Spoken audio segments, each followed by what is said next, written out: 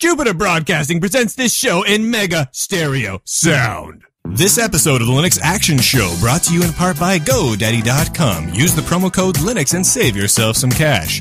And of course, from donations of people that are, it's like people get donated, you know? And it's free. It's free. It's tax exempt. No, it's not. No, when you donate people, it is. It's donate people. Right. But You can't, Chris, you can't put worth on person. This week on the Linux Action Show, we review OwnCloud. Is the promise of replacing Google's web services a reality?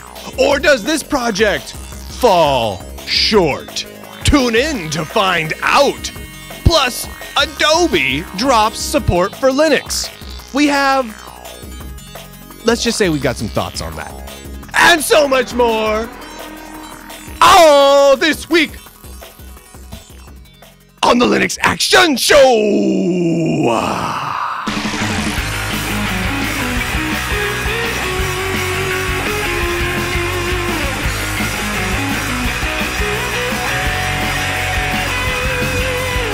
And welcome to the Linux Action Show, Season 20, Episode 8. My God, this is, I gotta say this is the 198th episode of the Linux Action Show, which means we've only got one more episode, and then, bam, episode 200 is on us. And what are we gonna do? We gotta do something big. We don't have any plan. Anyway, my name is Brian, that guy's Chris. Hey there, B-Man, check this out. It's just really intimidating to have episode 200 up there. I know. And like, if we don't do something and not big, have anything planned for it? I have nothing planned. Like, we had...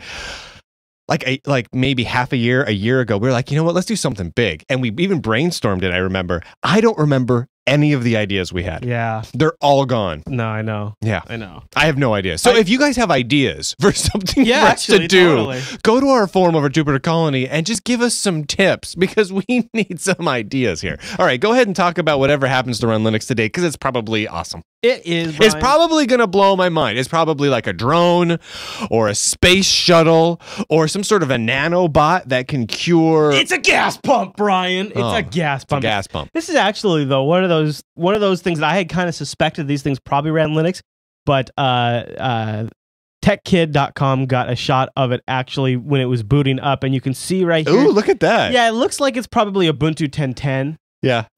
And that's awesome. Right there. So that's plays like little videos and stuff. I actually am not a big fan of the videos they use to play, but I do like the fact that they use Linux to do it. That's pretty cool. Yeah. So those are Kroger's gas stations, and those are Kroger's gas stations. I don't think we have any up here in the Pacific Northwest.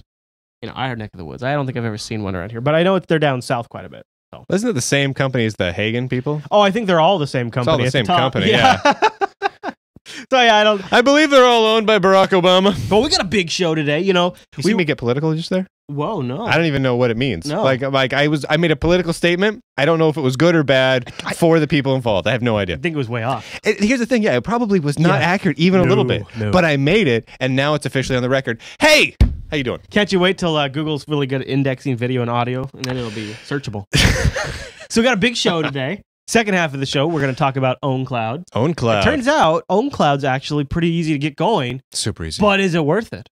That's yeah, what we'll talk about. I've got thoughts. Yeah, I've got thoughts on that. I've got a lot of thoughts. Got a good news docket. We've also got some picks coming up. Lots and lots of picks. Actually, a good Android game. One that I'm actually going to recommend you spend a little money for. And we can do all of that, but first, I want to talk about Danica Patrick crashing into a wall. Yeah. Oh my gosh, right? So good Holy morning. moly. Good morning to GoDaddy.com. Now, I don't know how much we can show of this, but... I don't think we can show any of this, in fact. No. I think if we showed it, we would get insta-sued. Do not... Go away from it. No, go away really? from it. We're going to get sued. I'm not joking you. We cannot rebroadcast NASCAR stuff. Okay, here's the thing, You don't want guys. to see her crash, though? Go away from that. We are going to get sued if you do that. Oh, but here's she the was thing. such a boss! Dude, she was so boss. All right, if you guys are not into NASCAR, which, forgiven, honestly, I didn't used to be into NASCAR either. I used to make tons of fun of it. But go look around online for Danica Patrick's NASCAR crash, and then stop that. You are going to get a sued, dude. I'm sorry. NASCAR is like the NFL, man. They own it all. You got to be careful. It was just such a great moment. Dude, it was so awesome. Yeah. So she was Danica Patrick. So awesome. Danica Patrick smacks into the wall. She's totally a boss about it. And she's in the GoDaddy So car. great. And it was pretty great. She was like, yeah, it's no big deal. You know, sometimes you crash. You know, it's just a car that costs like $1 billion. And what happened is I just crashed because we're like going 1,000,000 miles an hour and it's no big deal. We got a little tight in there. I might have gotten too close to somebody. I'm not sure. Here's the thing. That's awesome. Yeah. Yeah. That's all I have to say about that. It's just awesome. And Danica Patrick crashing like that makes me want to just go spend money at GoDaddy. So here, let me tell you something, actually. There's been a great deal that I have been negligent about telling people about enough. Yeah, what do you got? I got to get the word out there. So, Brian, you're familiar with the .co? I'm familiar with the .co. Are you familiar with the .com? I am familiar with the .com. Well, we have actually got a very limited time offer just for this month, and GoDaddy is going to extend it into next month. But they're separate codes, so listen up. If you want to get a .co, these .cos go for like $30. I don't have any .cos because I'm like $30. That's for stupid list. You can get it for $7.99, Brian, with our code if you use the code COFEB7. COFEB7, like just all lowercase, all uppercase, lowercase, whatever all you lowercase. Want. Next month, COFEB7. Next month is going to be COFEB8 because it's March. But I'm telling you, wait. COFEB8 because it's March.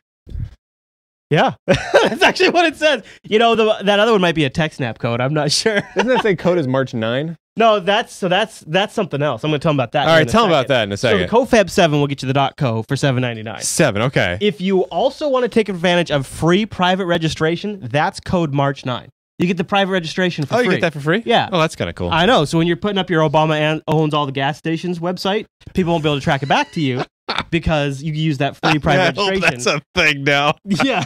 So just use the code March 9. I want to see like 4 blogs and a couple of top level domains popping up about Obama owning all the gas stations. I want it to be a huge conspiracy you can get started on it right now, Brian. You can get yourself the private registration for only $9.99, or man, go get yourself a .co. Look at that, a .co.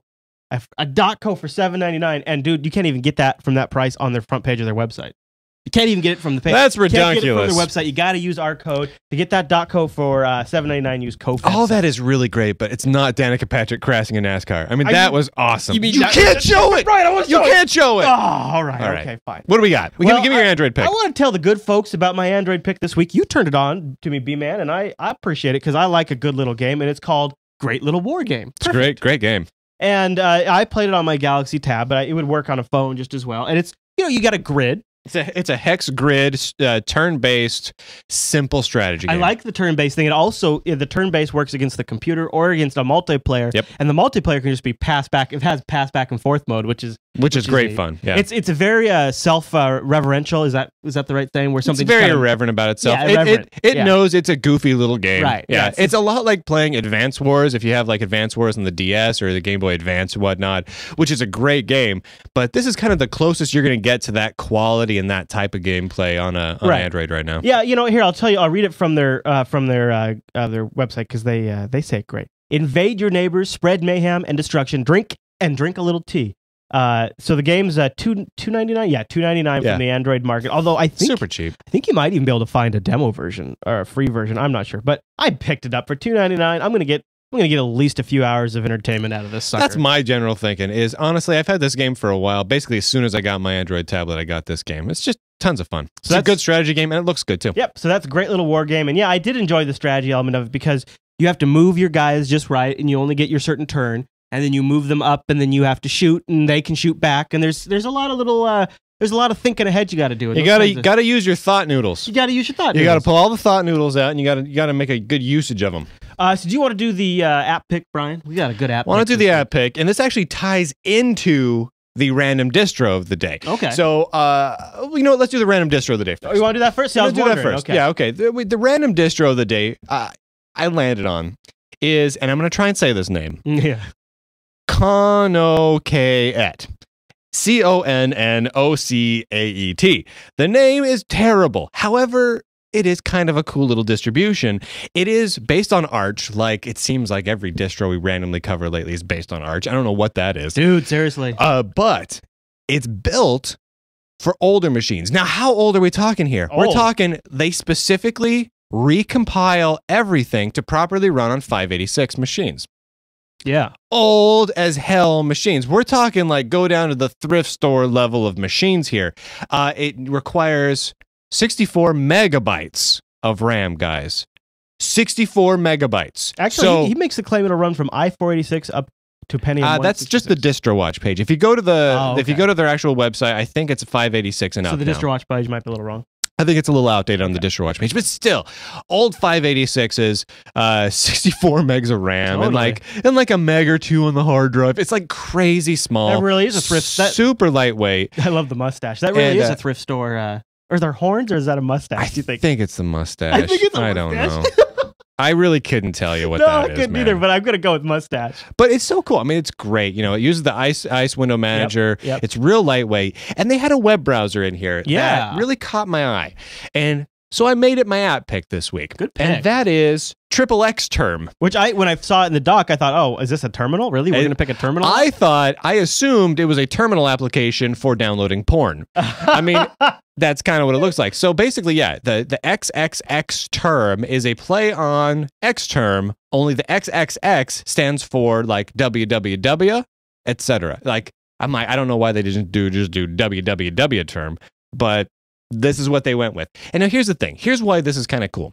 It's crazy lightweight, based on WebKit, nice little web browser, very, very keyboard friendly, like to an extreme degree. Scroll down a little bit. I don't know if they go away from the screenshots. The screenshots look like nothing. I mean, like literally the web browser itself is out of your way stuff. Keep going a little bit. Keep going. Boom. Oh, okay. We're starting to get into commands here. Lots and lots of keyboards commands. Yeah. Hit the slash key, start a search. Right.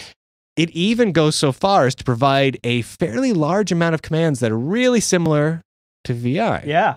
So if you're familiar, if you're comfortable in Vim, you can hop on over an XXX-Term as a browser. Oh my gosh. This sort of browser sits really nicely in a good tiled window manager. Let's say you've got open, Xmonad or Awesome or something like that, and on one side of the screen you've got your VI session, the other side of the screen you've got your XXX-Term, and you've got similar keyboard commands, very keyboard centric. You really don't even have to take your hands off of the keyboard to browse the web, to code in VI. I'll be honest with you. Really nice. That wasn't even the part about this browser that I found interesting. I mean, now I didn't see that. Now that I see that, I think that's great. What I find interesting is their security architecture, which they've done in here. So you can do per session control of cookies. It's like and you can have a cookie whitelist, and you can also do like each tab could be so it's not quite like an incognito window, but you can do each tab could be like this tab could be logged into one Gmail account, the other tab could be logged into another Gmail account. Some of them could have shared cookies, some of them could have their own restricted cookies. It's an interesting approach.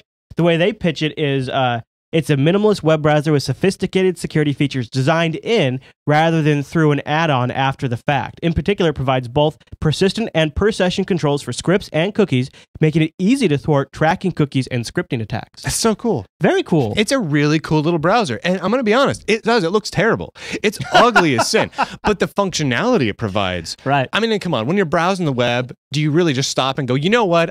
This web page is cool. I love this story that Brian Lunduke wrote on Lunduke.com. But instead, I'm going to look at the title bar and the toolbar icons on this web browser. No, you don't do that. You read the content, you browse around the web. Yeah. So honestly, XXX-Term running on Chat OS. Yeah. However you say the Mustache OS. I'm just calling it Mustache but OS. Interesting again to lightweight, fast, keyboard centric. Love it. Interesting again to see one of these little minimal distros really bringing out some of the more interesting elements of open source. Yeah. And while the big distros obviously do their part, these little distros really do seem to have a very active part in the overall OS open source ecosystem. And I gotta say, I love that we're doing this random distro thing. Yeah. Like at first I was like, you know what? I'm gonna fall into like a trap where I'm just gonna look around and find distros I like. Well, we still might. You never know. But right now, like we really are just kind of doing just random distros. Yeah. And because of that, I'm finding cool apps like XXX-Term that I didn't know existed. That's what I'm saying. And I'm just finding just weird stuff. It's all part of the open source circle of life. It's great. So Majo, who keeps a list of all of the Android picks and the desktop app picks, is also keeping a list of all of the distro picks. You can find links to those in the show notes. They all go back to threads in the Jupyter column. Glorious. So thanks to Majo for doing that. Big thanks. All right, B-Man, let's do the news.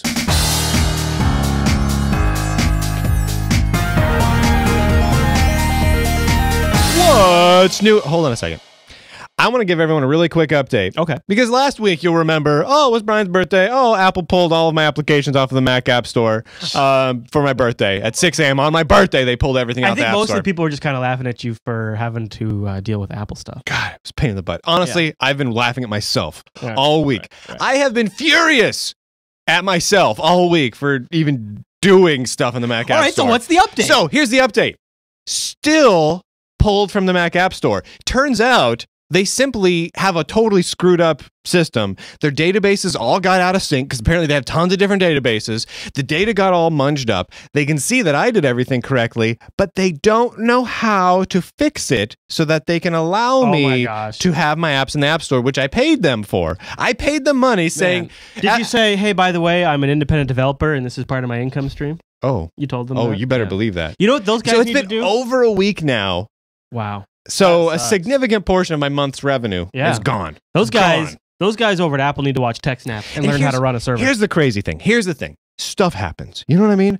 Like, honestly, in the early days of Canonical's App Store, things were pretty rocky. Yeah. But here's the thing. Canonical worked, not only did they work through them, they worked with you. They communicated with me. They said, you know what, here's this issue, here's this shortcoming, here's what we're talking about, here's what we can try and do. They worked with me. Especially when it's your business. Right? That's key. You want to know that the company's at least trying. With Apple, I don't have a clue. I've been trying. The last contact I got from them was days ago, and they still had no idea what to do, and I can't get them on the horn again. Oh my gosh. It's been ridiculous. But I just got to say that, you know what? Mad props to Canonical for at least having really good interactions with your customers, unlike Apple.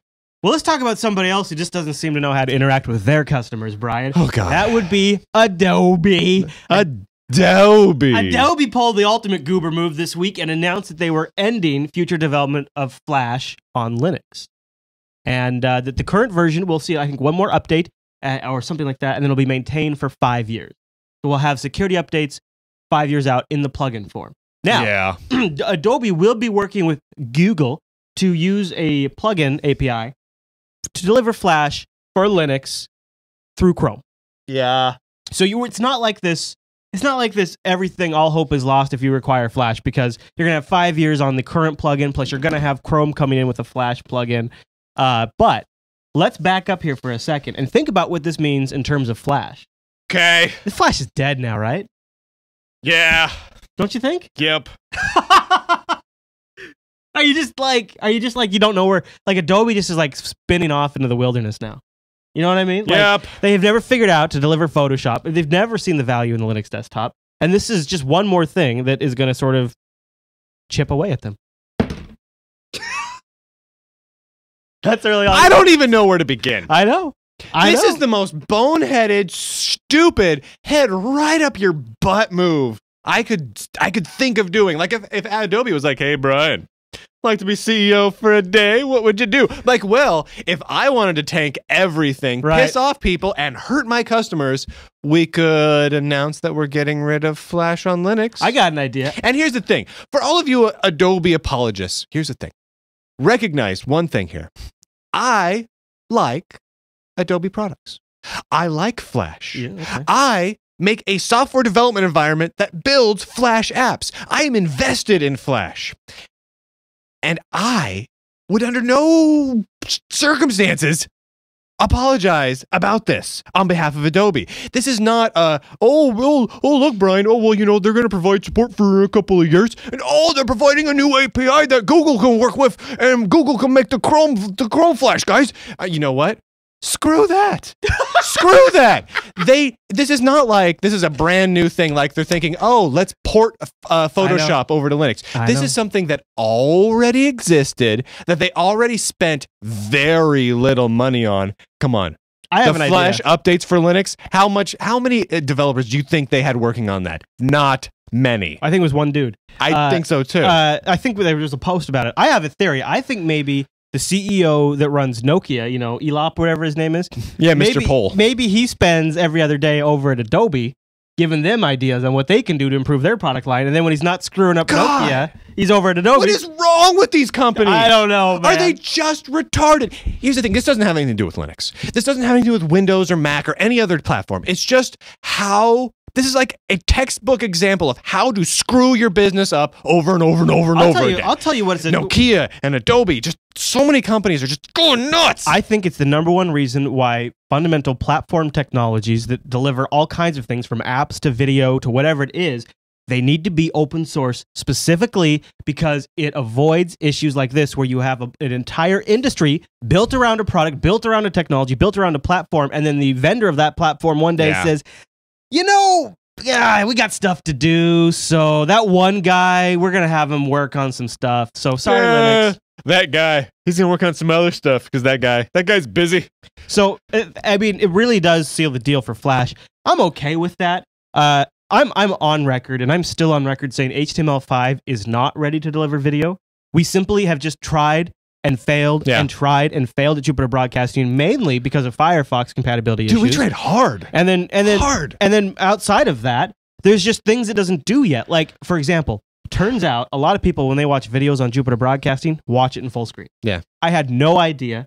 I don't, but a lot of people do. HTML5 doesn't do that. That doesn't do that. And so I got complaints about that all the time. There's all kinds of the little lower third ads that you guys all hate. We don't really have that support just yet. No.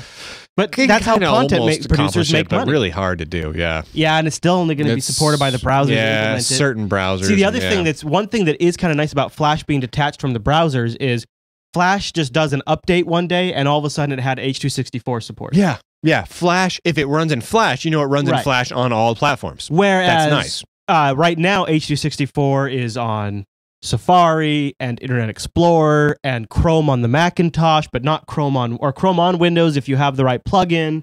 And it's just this, but not on Linux. It's this really weird mismatch. Whereas before, you could say baseline, Flash can do X across all devices. It might suck balls, but it can at least accomplish X. So I'm a little bummed to see Flash go away, but at the same time, we do need to just. Flash has problems, no doubt about it. But here's the thing, like if you want to use Flash content right now, the open source equivalents like Nash and things like that, they don't work. They don't function. Like if you try them, like all of them, better, but all of them have gotten better at playing YouTube Flash videos. That's all they've gotten better at, because that's their primary thing is let's get support for the YouTube. And even then, it's still funky. It crashes a lot. They're slow. I mean, it's just like, Well, maybe we should transition into our next story, or I'm going to move the stories around a little bit. So, because let's talk about this. They kind of fit together, and this is one of the reasons why Flash is actually still going to be around for a while. Yeah.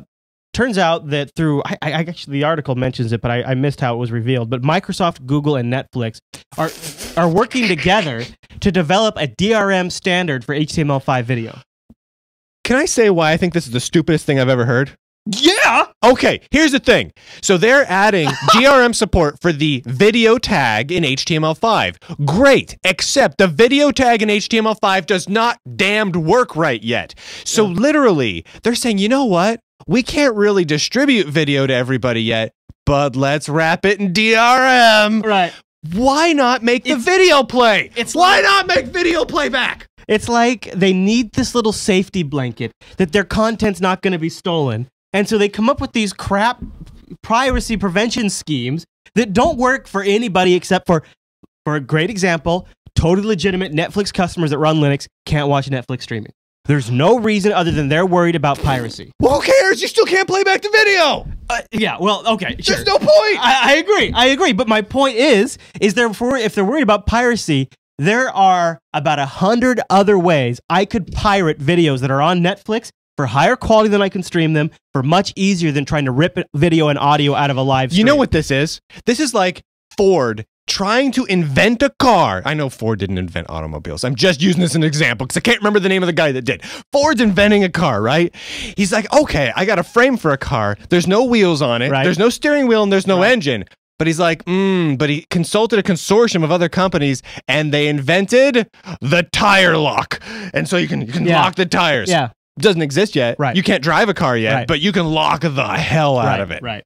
And so, it doesn't make any sense. It's going to be, and it's something they do pass. Well, then what happens with the open source browsers? You'll probably get Internet Explorer to go into it. I'm sure you'll get Chrome to go into it. Oh, sure. Isn't it, by the way, isn't it just still awesome that Chrome is becoming the #1 browser to keep the web locked down? Isn't that great? You can keep your Flash, folks. You can have DRM in your HTML5 video, everybody. It's great. Just use Chrome. Just use Chrome. Dude, what... All right, if any of you out there are still going around talking about how open source friendly and not evil Google is, you need to get your head out of your butts. Well, because this is getting ridiculous. Of course, we're both using Chrome right now. Yeah, it's a pretty good web browser. I know. That's the thing, man. You know what needs to happen? What? Maybe I need to get my head out of my butt. Because I don't know what the hell I'm doing running this web browser. I need to run XXX term is what I need to do. The register note, the register notes here that also just this might have some bearing on it. Reed Hastings, the chief executive of Netflix, also sits on the Microsoft board. So that might have been why they went with Silverlight back in the day. And that might have been. And that would explain why they're now working with Microsoft to secure video. Now, I think Google's sitting in this position because Google desperately wants video on the web to do well. Yeah, they want it to do well, and they're in the video on the web space. I mean, they want to be in renting the movies and TV shows through Netflix space. I think they're looking at it from a practical standpoint, and they're saying, look, none of these guys are going to put their expensive Hollywood movies that cost $300 million to make, or however much movies cost now. Yeah. None of them are going to put it on our streaming service unless we can tell them they have a safety blanket. That's true. I think Google's left in the position saying, we don't want to do it, but this is what it's going to take if you want to get content on the web. And I just have to sit here, and I think I'm feeling like a little Richard Stallman inside me because you got a little Richard in you?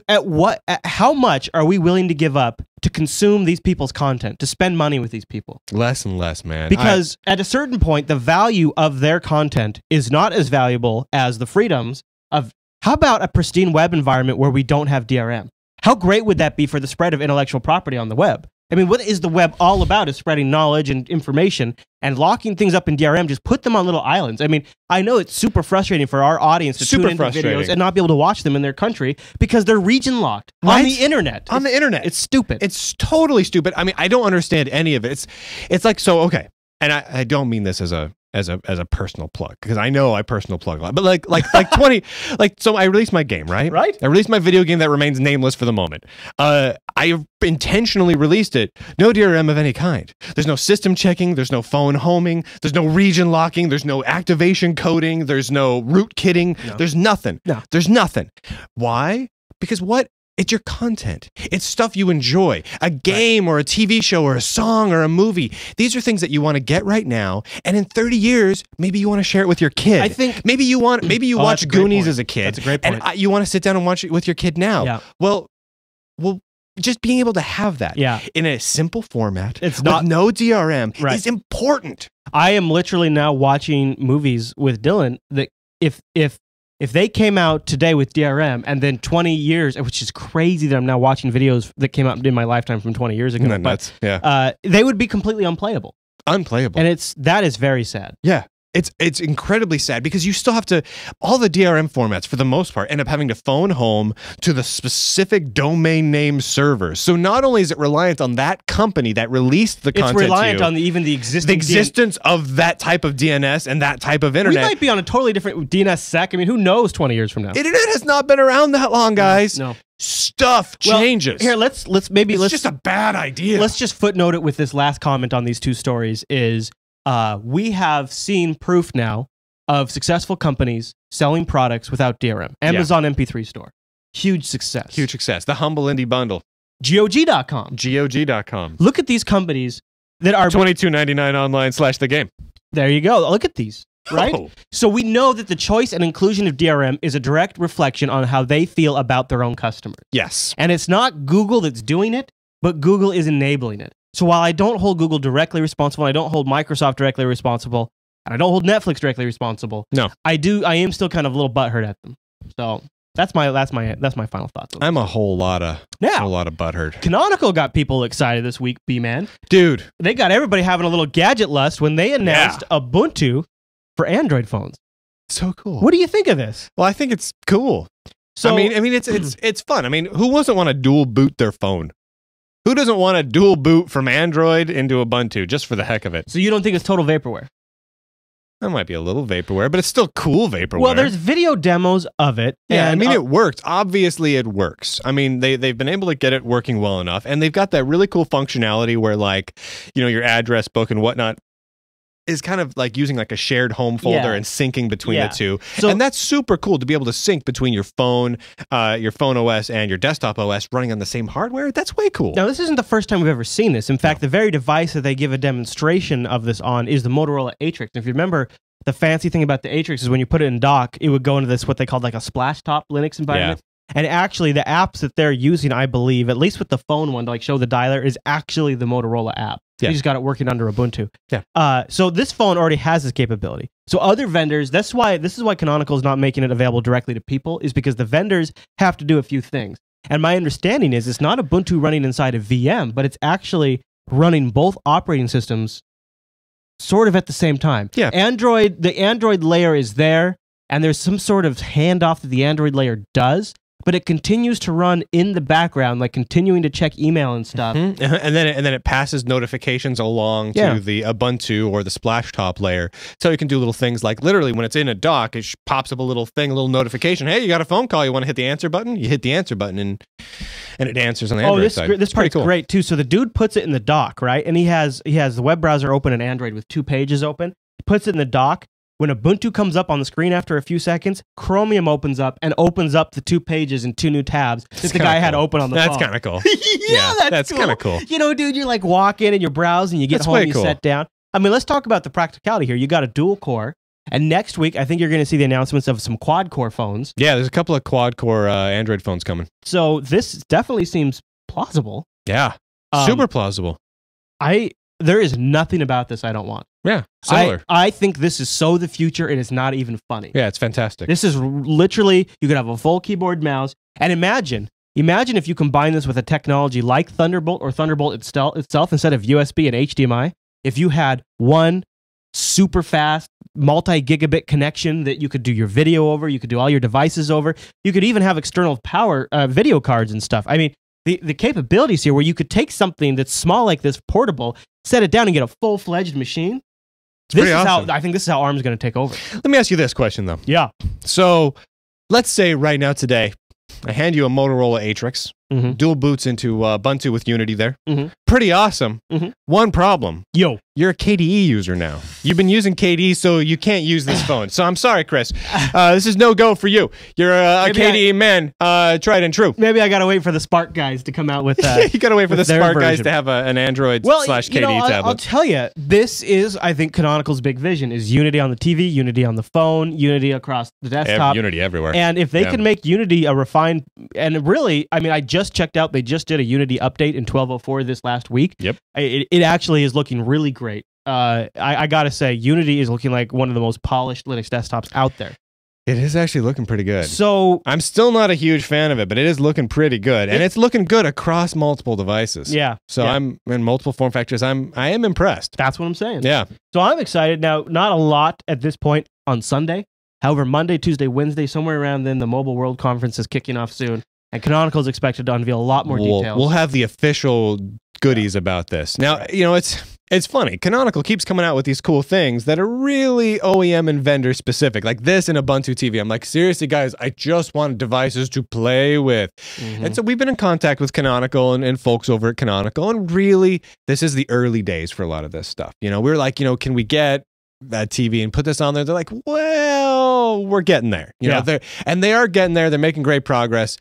We'll see if we can get a review unit at some point in the future when they have them. But it's exciting. I get why Canonical's going that route, because it's so much easier to work with just a handful of vendors than it is thousands or millions of direct users. Yeah, it is. Lower tech support, that's for darn sure. The thing is it is very hard to get into that market and do it right. I'm a little skeptical. Yeah. And it's not like neither one of those markets, the TV or the Android OEM market, are easy to get into and have them do it right. They're almost always met with underpowered hardware or poor implementations. So we'll see, B-Man. That's true. I mean, you look at it. Almost always. Microsoft tried it, and now they're doing much tighter control over the Windows Phone experience because they're trying to do that. Google, the number one here, just everybody take your own take on it, decided they needed to buy Motorola Mobility. That way they can at least have a brand. They can at least have decent hardware out there. Right? And you just cannot ignore some sort of weird intergalactic success the iPhone has had with their all-one vendor approach. That's true. So what Canonical is kind of doing right now is taking the approach that most vendors have sort of pulled away from. Yeah. We'll see. We'll yeah, I don't know. You know what what it needs to be is it needs to not be like what these cutesy laptops have with the Linux splash top where you boot it up and you can go to this great little Linux environment for long life. Yeah. Or you can boot into Windows to get your real work done. See, that I don't like at all. Right. And you know, I'd be okay if it was reversed. Android is the splash top, and Ubuntu is where you go get the real work done. Oh yeah, that's if they can pitch it like that, I'm a happy boy. I'm a pretty happy boy. You know, I think I look at a lot of this stuff. Ubuntu for Android is way cool. I mean, I dig it. Yeah. It's not for me though. Like I love being able to, the idea of taking my phone, slap it into the thing. Yeah. I like it. But you will do it just because of that. And it is cool. Because all it needs is the dock and the effing monitor. Why wouldn't we just have one right here? So you get in here in the morning and you just boom, and that's your entire home machine right there. Nice. Yeah, I know.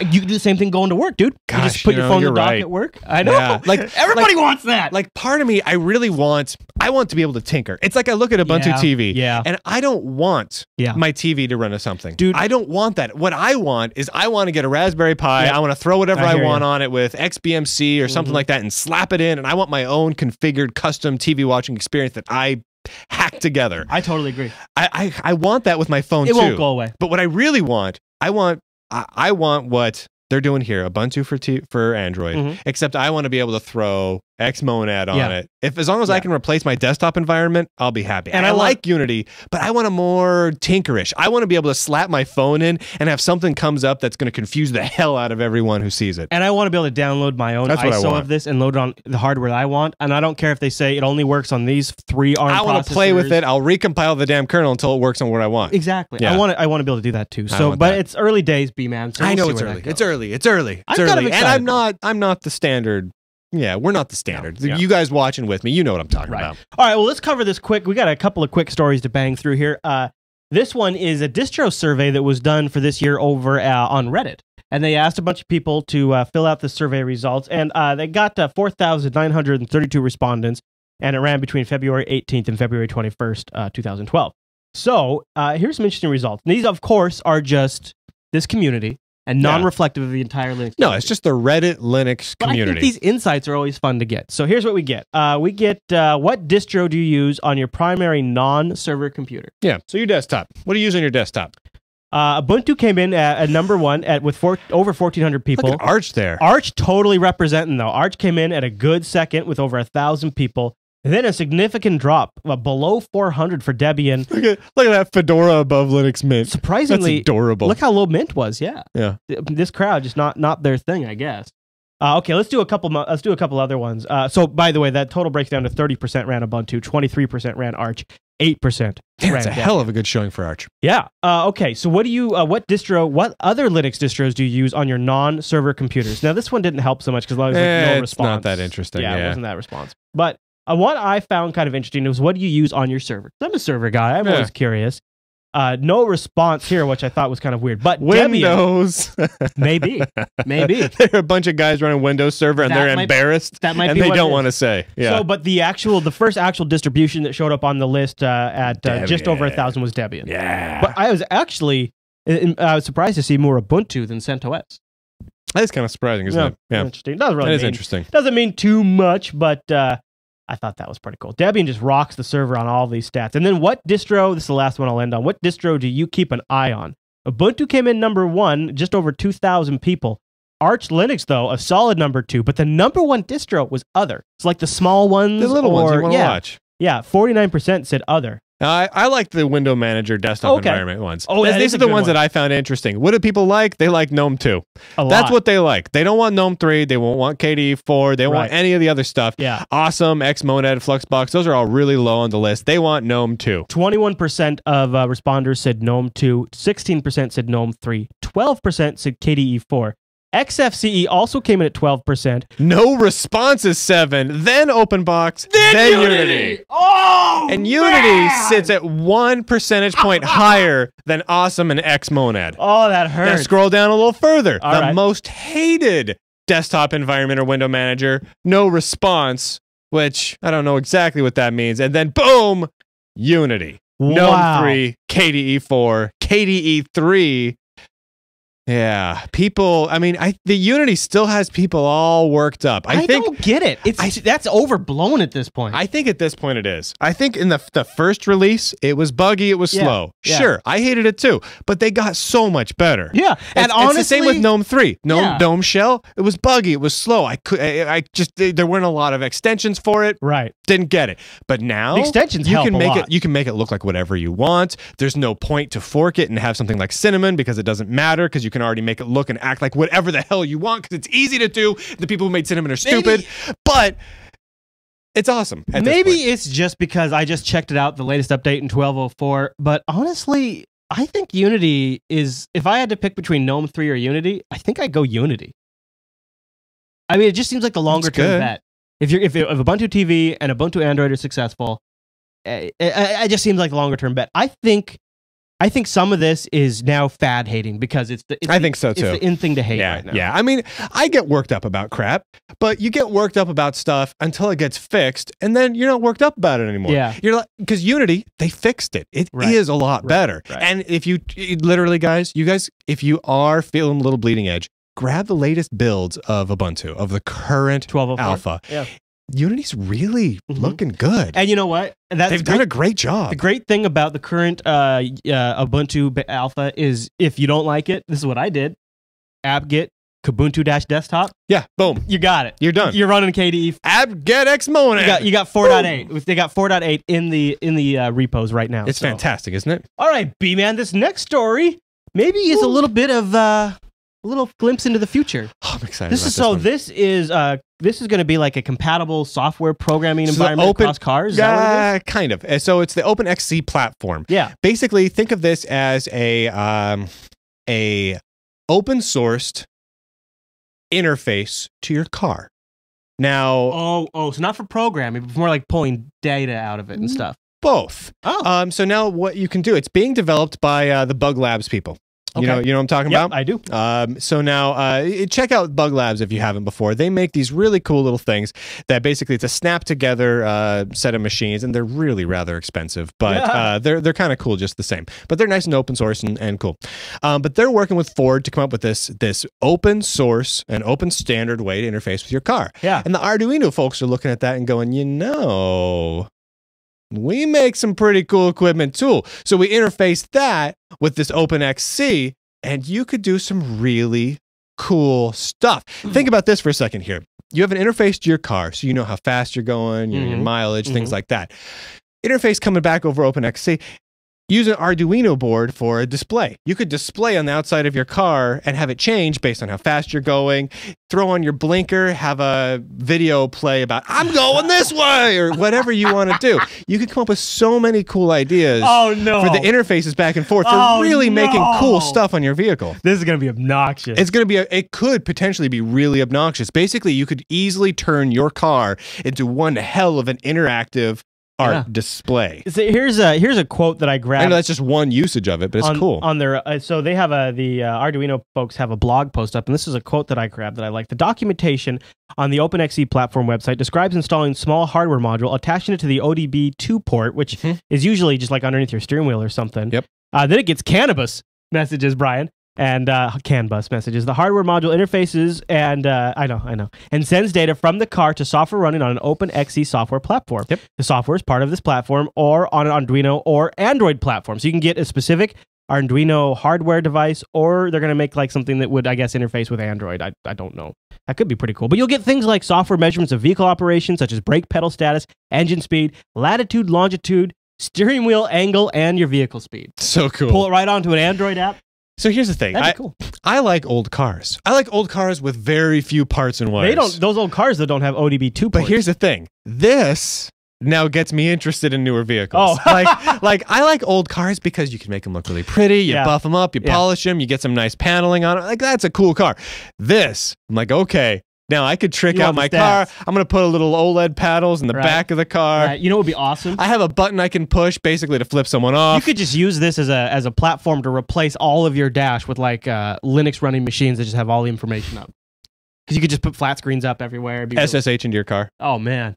Hey, you want to talk about the Spark tablet? Yeah, I do. It's been going like 3 weeks running now, but we got an update. The pre-order launch. We talked about that last week. Yep, and they closed down already. They sold out. So if you haven't got in your pre-order registration, it's too late. They've already got too many registrations, period. That they can't do anymore.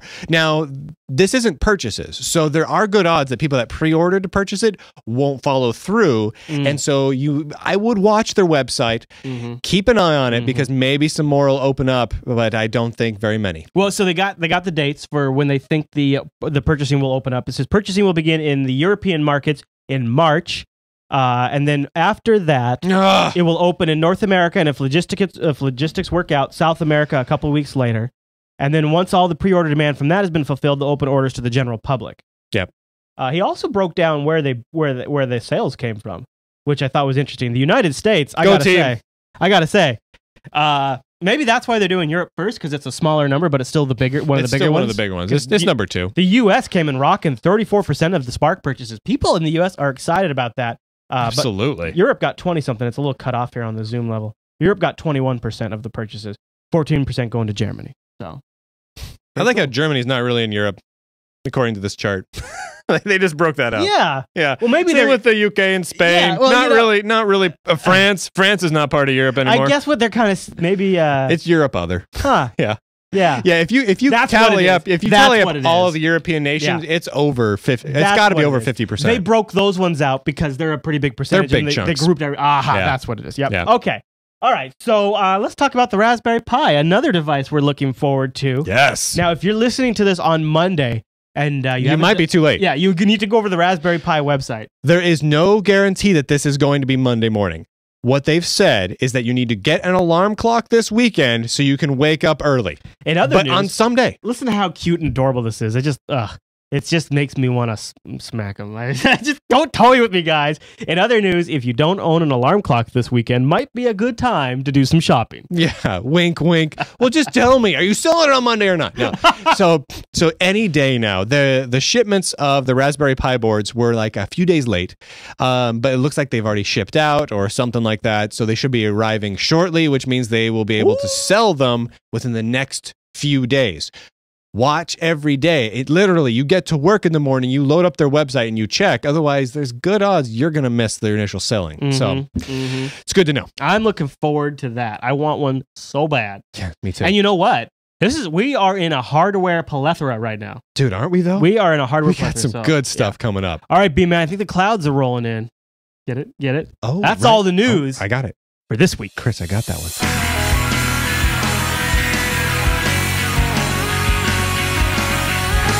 A long time ago, we mentioned and briefly reviewed something called OwnCloud. Back, I think it was version 1.1 or 1.2 or something like that. 1 point something or other. I believe it was 1.1. And at that point, OwnCloud had a lot of potential. But what it was really was a Webdav server. There wasn't a whole heck of a lot other than a good web interface for storing your files and a Webdav server. And we knew that they intended to add a lot of features and a lot of cool stuff, but it wasn't really there yet. Well, somewhat recently, OwnCloud 3 came along. Yeah. And it added in a metric ton of cool new stuff. And polish. So we wanted to take a few minutes. We both kind of loaded it up. We loaded up servers. We both did it differently and kind of go over what OwnCloud is, what it's got to offer, and what we think of it. Yeah. So I'll tell you, B-Man, I loaded it here on an Ubuntu box. And it's a 1204 box, so it was just in the repo. Yep. But a lot of distros sort of have an older version of the repo for some reason. So go get 3. Go get 3. 3.0.1 is the one to use because it's polished, it's slick, it's clean. I went ahead and grabbed it off of SusaGallery.com. Susa Gallery has something called OwnCloud in a box, which has been updated to the latest OwnCloud 3. Perfect. And so you've got basically a pre-set up OwnCloud right out of the box. There's notes there on what the default passwords are, and boom, you're away and going. Well, you know, I went through the install process. Of course, going through the repo, you installed it yourself. Oh, what a sucker! But it's so easy, dude. It's super easy. They have a server guide over on their site, and the first guides up there are for Linux. And I mean, literally, they make it like an 8-step process, but it's not even that many. Oh, it's not. Well, step 1 is install Apache and PHP. That's kind of obvious, right? If you're going to do this.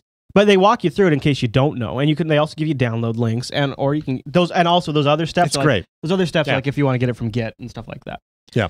So probably within 5 minutes, OwnCloud was set up. Now, OwnCloud, my sort of goal for OwnCloud would be creating sort of like a collaborative workspace for the Jupiter Broadcasting crew, in a sense, so that way we don't have to rely on Dropbox and Google Docs. Google Docs and Dropbox are the keys. And we have like multimedia files that we need to pass around. And we have text files, and we have HTML files. We just have all kinds of stuff. Tons. So the goal was sort of see if I could replace those separate services that are all closed source, that are all commercially ran. It was something on my own. Yeah. And OwnCloud kind of seemed like probably the best bet to go for.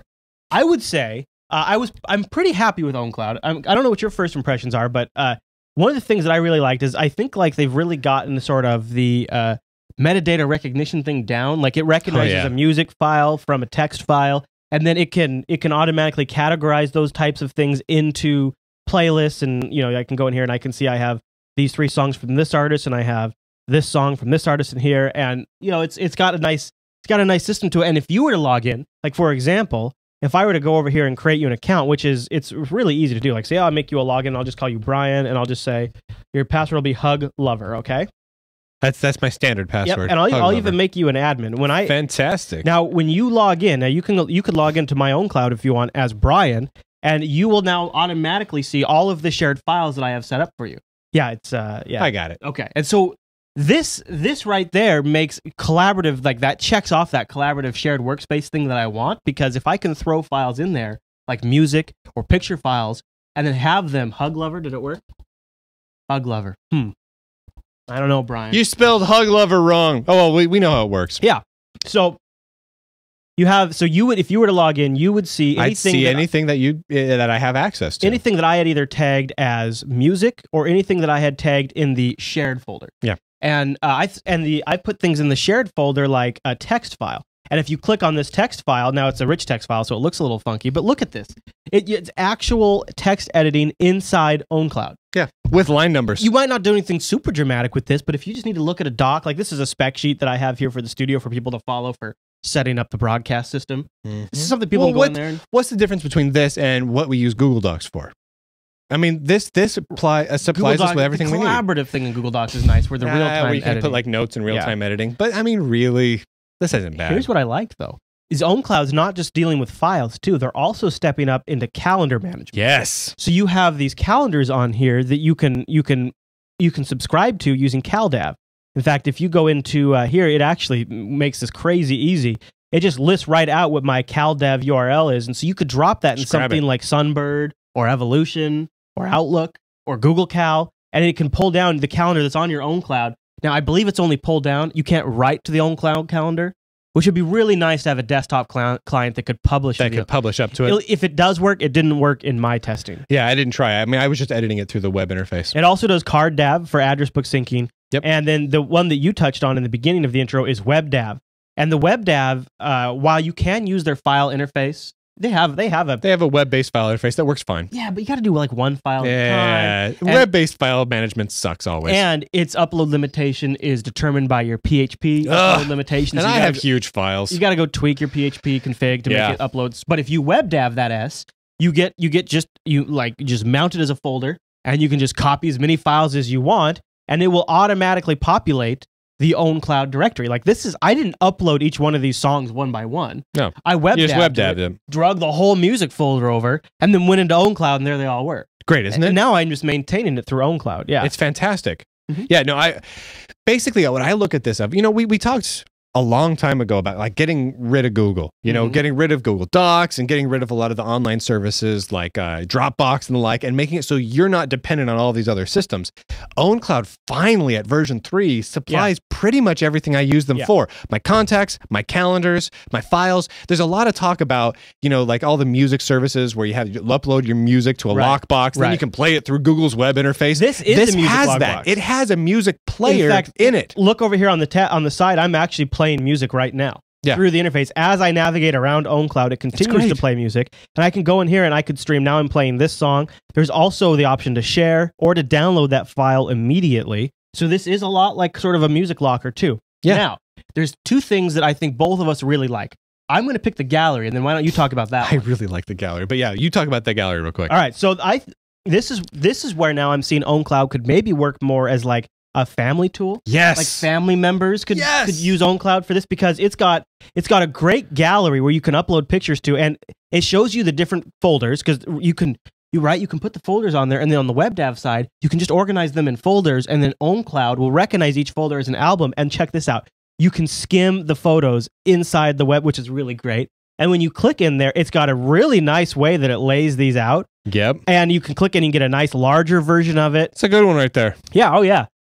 So I saw this and I was like, well, this is like, I kind of want to give my family logins to this, and they can upload photos from family events. They can upload their new favorite songs. Like Angela and her sisters are always like, did you get this new song? And let me burn a CD for you. And the next time they see them, they bring them a CD with the song burned. It's like, wow, welcome to the 90s. Pain in the butt. Yeah. But yeah, I was thinking the same thing. It's my wife and I were just talking, the other day. We've got a big folder on our server filled with photos. Yep. Most of them are unorganized. Some of them we've done a good job of organizing, but most of them is just a scattered mess. Mm-hmm. And the problem is, really, in order to organize it, what we kind of have to do is copy all of them down, have one person on one PC, organize everything. With this, the way it's kind of set up, it makes a nice interface. We can have a common community interface to all of our photos, and it's on our home server, but we can also expose it publicly. So when we're on the go, on our phones, at our friends' houses, when we go up to the grandparents' house, we can just pull up a picture, grab the high resolution one, and away you go. Super nice. And I'm actually going to start playing with it, but so OwnCloud is super crazy easy to install, and after you do the basic install, you go to localhost/OwnCloud when you do it from the package repo. And then it just says, okay, give me an admin username and password. Tell me what MySQL database you want to use. Give me the MySQL root admin or whatever account you want to give it. And then after that, it's set up.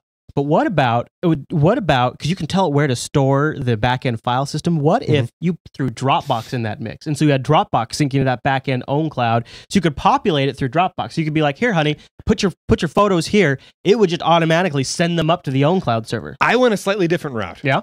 I went R-syncing up to a GoDaddy server. Nice. Because here's the thing.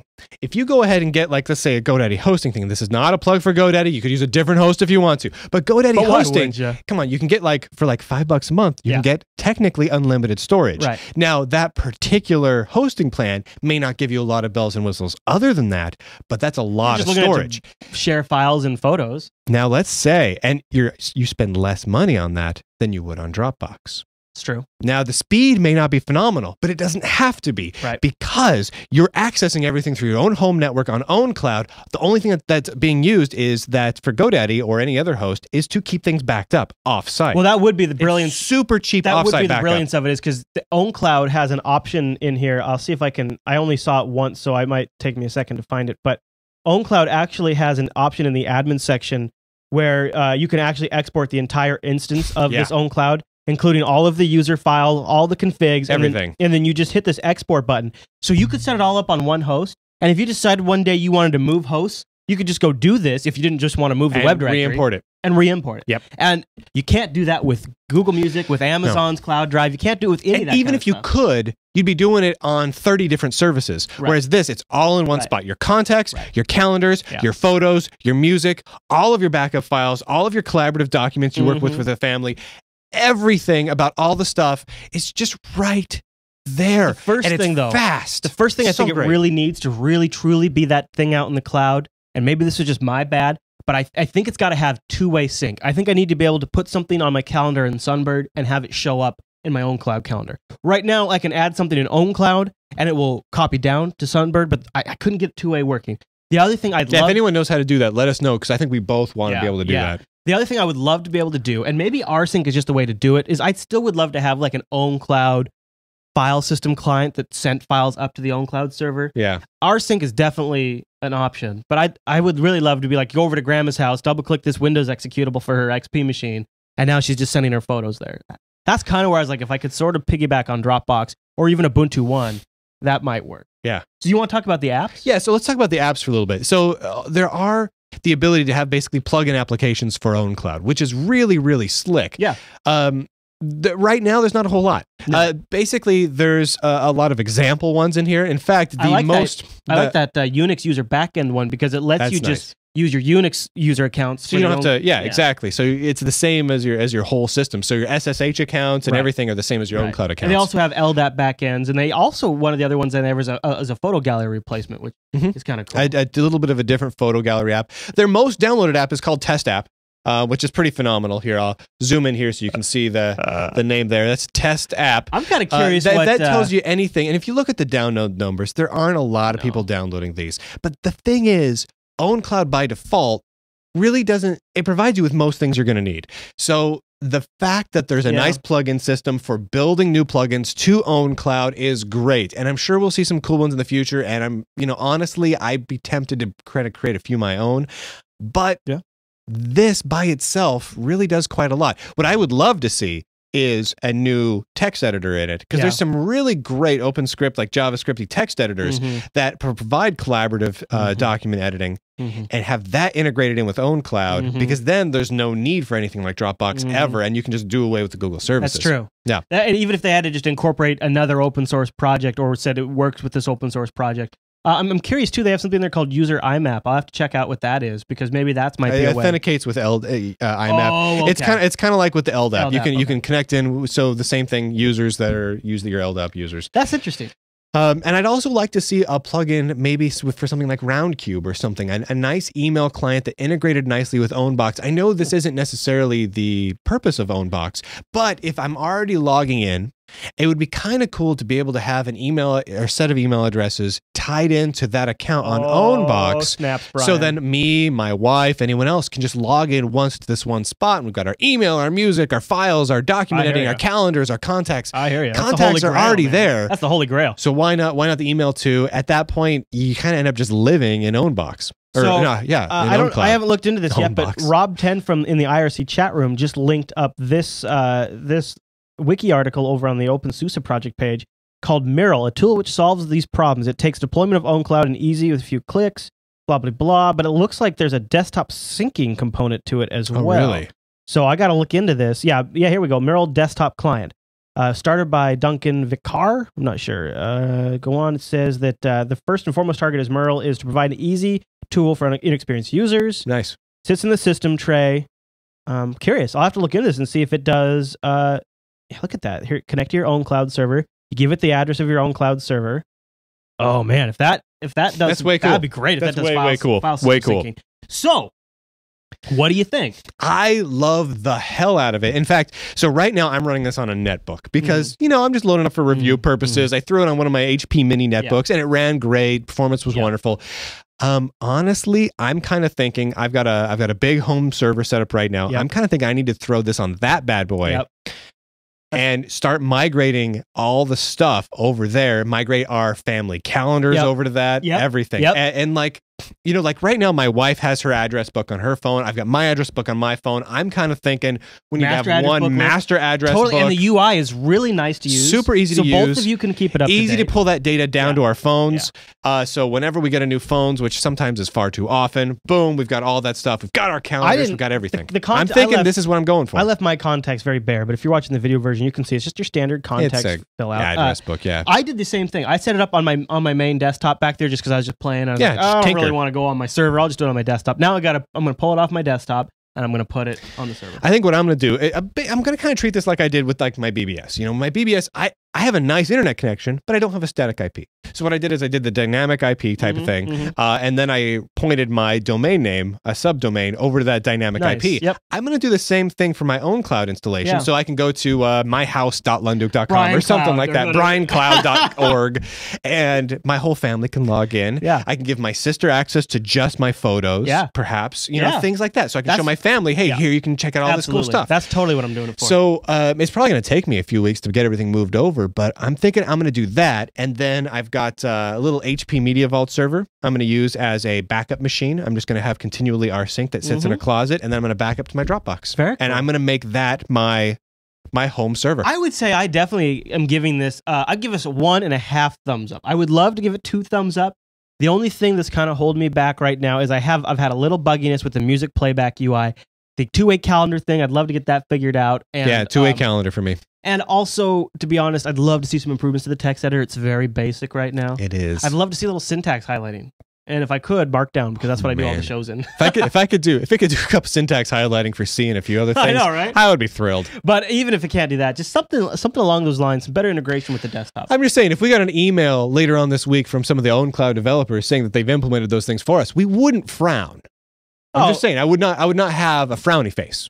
So, okay. So Matt in the chat room just linked me to a thread on the two-way syncing with calendar. So I'll look. So it seems like it might be possible. Yeah, it might be doable. That'd be very cool. All right, B-Man. I love it. Well, that's the Linux Action Show's look at OwnCloud. And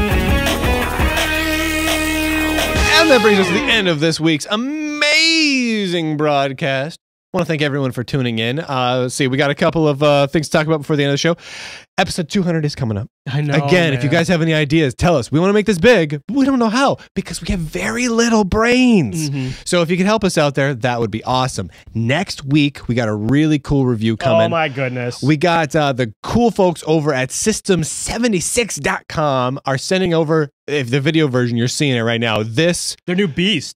Big rig. This isn't even out yet. Oh. This is I don't even think they're selling this thing yet. It looks like this thing is a monster water-cooled Intel rig built to run Linux. Can't wait to get my hands on this. We should have a full review in the next Linux. We're just going to put it right here. Boom. Yeah. Look at that thing. This is like... This is the size of like 4 of me. System 76 is like putting their schlongs on the table. This Dude. they're like, boom, here Manly, it is. right? It is a manly computer. Oh. It really is. Oh. I mean, look at this thing. Like, tell me that's not like the hot rod of computers right there, right? Look at that. That is a monster. That's a beast. That's just a big black tower. Yeah, like the chat room saying, that's big beef. Like, man, that's nice. I mean, you know, there's so much... People talk about, oh, this little machine. Oh, I'm going to put my phone in a dock. I want a tower that is like right. it's an and the thing's water cooled, man. So you know, there's a really good possibility that thing is very silent. Should be just 2001 there is the on radiator, my desk. so we don't know. We'll see. And I'll tell you, I can't afford it, but I desperately need a new machine. Yeah. I need a new machine so bad. I'm in the exact same boat. I need a new rig. I need a big development machine really badly. Yeah. I don't know. This can be one of those things. And you guys probably seen this where you get your hands on something and then you have to buy it. I know. I hope to God then it's again, terrible so I don't have to buy it. That water cooler radiator might just be, you know, really, really loud or something. I don't know. We'll see. Well, we're going to find out, but it's coming. It should be coming in the next few days, right? You know what I'd do if I had a machine that powerful, Brian? I'd play an awesome video game. You sure would. You'd play $22.99 the game, which has a trailer. No, so you can watch a video trailer and send it around. You can go to 2299online.com/thegame and grab that there. It's only $5, no DRM, Linux and other platforms. It's an adventure game and you like it a whole heck of a lot. Nice. So that's happening there. The other thing that I want to point out really quickly is we're having one of those fancy pay whatever you want sales on Illumination Software Creator right now. Kind of, we're doing this contest, you know? Yeah. Oh, I know. People make an application, they can enter to win a bunch of cool prizes and everything like that. So what we realized though is there are people who wanted to play with us to have a good time. Oh. They wanted to enter the contest. Yeah. But maybe they were in school. And they just didn't have $50 floating around to buy Illumination. So we're like, you know what? Pay whatever you want. Here's a little slider. You can choose how much money you want to pay over at radicalbreeze.com. I like sliders. And so go ahead. I think that's running until Monday or Tuesday or something like that. So if I want to pay what I want, I go to Radical Breeze. Radicalbreeze.com. And I've never heard of this company. Is it a trustworthy company, Brian? Nobody knows. Nobody knows. Okay, they could be super sketchy, but look how pretty their website is. I'm going to buy it now. That. Oh, look at that slider. There's a slider. You it's know a great. What? Goes up to $100. You can pay me $100 if you want. You don't really have to. But if you do, we won't reject your payment. Right, like we won't just say no, you don't get the software now if you pay us $100. Hey, the real Awesome Sauce got Illumination Software Creator. Maybe he's going to make something fancy now. Good job, Awesome Sauce. There you have so it. anyway, so that's going on right now. It's only going on for a few more days. So things to buy this week: Raspberry Pi. Raspberry Pi is coming along. $22.99 the game. Yeah, that's pretty cheap. Also, maybe a System 76 machine. Here's the crazy thing. Think about this, Chris. All right. The Raspberry Pi costs $35. Yeah. $22.99 the game costs $5. Yeah. Illumination Software Creator you can buy for like $5 right now too. Okay. You could spend $45, get a visual development package, a new video game, and a Raspberry Pi. And they would all work together? Could you make something for the? Can you work on you that? You can make stuff. That's got to be the next target for. Well, that's just you can make a Python app that runs on it just fine. Yeah, there you go. Or the HTML5. You can make HTML5 apps in Illumination Software Creator. Put them on there. Anyway, there's so much. I love it when there's cheap stuff to buy. Yeah, I know. Because I'm a very cheap man. I could get some of that. That's something I can get in on. I'm into it. And here's the really cool bit. I've said all of that, right? That's cool. Yeah. What's really cool? Unlike some companies. $22.99. The game has no DRM. Have I mentioned that before? I think I might. I might have mentioned. Just point it out, just in case anyone forgot. All right, B-Man. Well, that's just about that for this episode of the Linux Action Show. Now, you guys know we do this live at 10 a.m. on Sundays. We got a rocking crowd today. We got over 500 people watching live. And we got another 340 people in the IRC chat room. I mean, it's just crazy, right? It's just crazy. Good times. Good times at jblive.tv. 10 a.m. That's the spot. Now, if you don't follow us on the Facebooks and the Jupiter colony.coms and the Google Pluses, the tweeters, and the whatnots. Identicas. I haven't checked Identica in a while. I got to be better about doing that. But you know, those are the places that we announce it at. So if we're having an event, if we're looking for your guys' advice on a particular new system, something like that, those are the places we go to. So follow us there. You get all the advanced knowledge in the world. You know what? It's amazing. This probably only applies to a few folks who haven't already figured out a way to do this, but I'll just give a quick mention. If you've been curious about watching Jupiter Broadcasting on your home theater system, there's a couple of different boxes. You probably got to have like one of the more popular boxes, but I just did an in-depth look on watching Jupiter Broadcasting on your TV. Let me ask you this, Chris. Yeah. Could you do it on a Boxy box? Oh, yeah. Could you do it on a Roku box? Oh, yeah, Brian. Wow, that seems like a lot of interesting. Could you do it on a TiVo? Yeah, you could. Yeah, you can. Actually, yeah. I cover what I think people that watch the Linux Action Show might be interested in is we have an XBMC app thanks to Rob Loach. Yep. And it is awesome. It's pretty nice. And if you just go into video add-ons and then go down and find the Jupiter Broadcasting app, load that on your XBMC install, boom, you get our shows. That was a cool way to get Bob, now your uncle. All right, everyone. Well, thanks so much for tuning in to this week's episode of the Linux Action Show. We'll see you right back here next week. Wait a minute. Did you just say $22.99online.com/game? I think so. Nice.